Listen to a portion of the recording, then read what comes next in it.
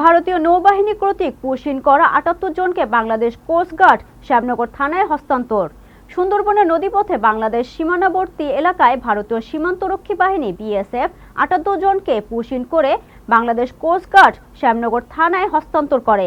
সাতক্ষীরা শ্যামনগর প্রতিনিধি তপন কুমার বিশ্বাস আইটিভি বাংলাকে জানিয়েছেন, রবিবার রাত ১১টার দিকে পুরস্কৃত ৭৮ জন ব্যক্তিকে বাংলাদেশ কোস্টগার্ডের সদস্যরা শ্যামনগর থানা পুলিশের নিকট হস্তান্তর করে। এই সময় উপস্থিত ছিলেন শ্যামনগর উপজেলা নির্বাহী অফিসার রনি খাতুন, কালীগঞ্জ সার্কেলের অতিরিক্ত পুলিশ সুপার মিঠুন সরকার। পুশিন ব্যক্তিদের অধিকাংশ জনের বাড়ি নড়াইল, খুলনা, সাতক্ষীরা এলাকায়। পুশিনকৃত ব্যক্তিদের নিকট থেকে জানা যায়, ভারতের গুজরাটের সুরত বস্তি, আহমেদাবাদ, শাহআলম দরগাহ সংলগ্ন বাঙালি বস্তিতে তারা থাকতেন। সেখানে জীবন জীবিকার তাগিদে দিনমজুরে কাজ করতেন।